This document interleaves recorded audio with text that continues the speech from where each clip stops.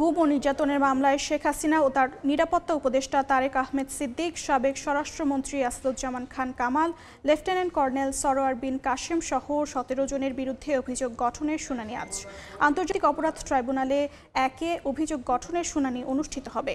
শুনানিকে ঘিরে নিরাপত্তা জোরদার করা হয়েছে ট্রাইব্যুনালে। এর আগে গত ২৩ নভেম্বরে মামলার অভিযোগ গঠনের শুনানির দিন ধার্য করা হয়। পলাতক আসামিদের পক্ষে নিয়োগ দেওয়া হয় স্টেট ডিফেন্স। সেনা কর্মকর্তাদের বিরুদ্ধে অভিযোগ, আওয়ামী লীগের ১৫ বছরের শাসনামলে গুম, খুন ও বিচার বহির্ভূত হত্যাকাণ্ডের সঙ্গে তারা জড়িত ছিলেন। এদিকে আশুলিয়ায় ৬ লাশ পোড়ানো ও ৭ জনকে হত্যা মামলার তদন্ত কর্মকর্তার দ্বিতীয় দিনের সাক্ষ্য গ্রহণ আজ ট্রাইব্যুনালে হাজির করা হয়েছে মামলার গ্রেফতার ৯ আসামিকে। তাদের মধ্যে সাবেক পুলিশ কর্মকর্তা শেখ আফজালুল মামলার রাজসাক্ষী হিসেবে জবানবন্দি দেন।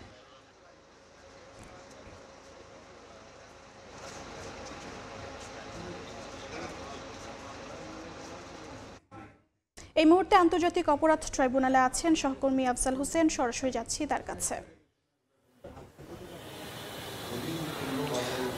আওয়ামী লীগের শাসনামলে টিএফআই সেলে আটকে রেখে নির্যাতনের মামলায় সাবেক বর্তমান ১০ সেনা কর্মকর্তাকে কিছুক্ষণের মধ্যেই ট্রাইব্যুনালে হাজির করা হবে এবং তাদের হাজিরাকে কেন্দ্র করে ট্রাইব্যুনাল ঘিরে নিরাপত্তা ব্যবস্থা জোরদার করা হয়েছে।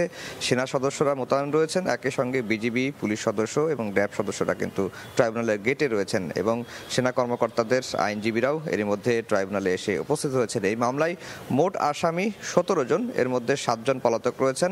সাবেক প্রধানমন্ত্রী শেখ হাসিনা, আসাদুজ্জামান খান কামাল এবং তার শেখ হাসিনার যে নিরাপত্তা উপদেষ্টা তারেক আহমেদ সিদ্দিকী, তারা কিন্তু পলাতক রয়েছেন। অর্থাৎ ১৭ জনের মধ্যে ৭ জন আসামি পলাতক রয়েছেন, ১০ জন আসামি আজকে ট্রাইব্যুনালে হাজির করা হবে। আজকে এই মামলার অভিযোগ গঠনের শুনানির দিন ধার্য রয়েছে এবং একই সঙ্গে সেনা কর্মকর্তাদের আইনজীবীদের তরফ থেকে একটি আবেদন রয়েছে, অর্থাৎ ভার্চুয়ালি যেন তাদেরকে ট্রাইব্যুনালে হাজিরা দেওয়ার ব্যবস্থা থাকা হয়, সেই আবেদনটি শুনানি হবে আজকে।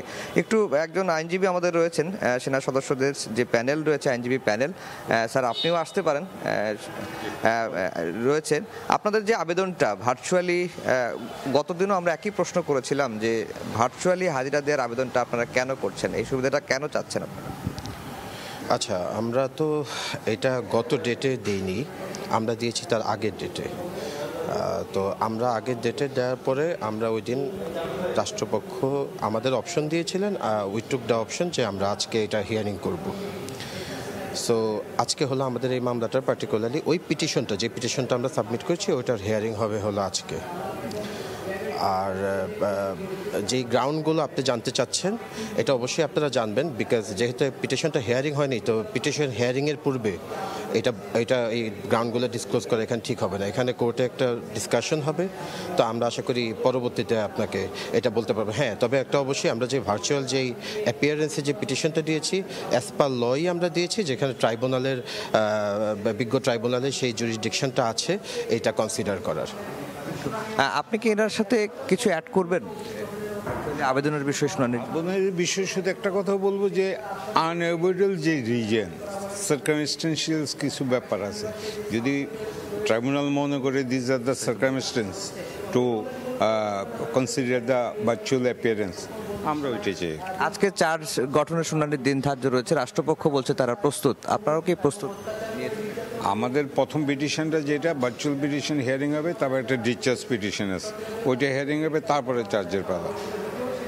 শুনছিলেন সেনা কর্মকর্তাদের যে আইনজীবী প্যানেল রয়েছেন, সেই প্যানেলের ২ জন আইনজীবী বলছিলেন আজকে এই মামলার অভিযোগ গঠনের শুনানির দিন ধার্য রয়েছে, একই সঙ্গে ভার্চুয়ালি হাজিরা দেওয়ার সুযোগ চেয়ে আসামি পক্ষের যে আবেদন সেটির শুনানি হবে এবং একই সঙ্গে এই মামলা থেকে আসামিদের অব্যাহতি চেয়ে একটি আবেদন তারা দিয়েছেন, সেটিরও শুনানি হবে। এই ছিল ট্রাইব্যুনাল থেকে আমার কাছে সবশেষ খবর।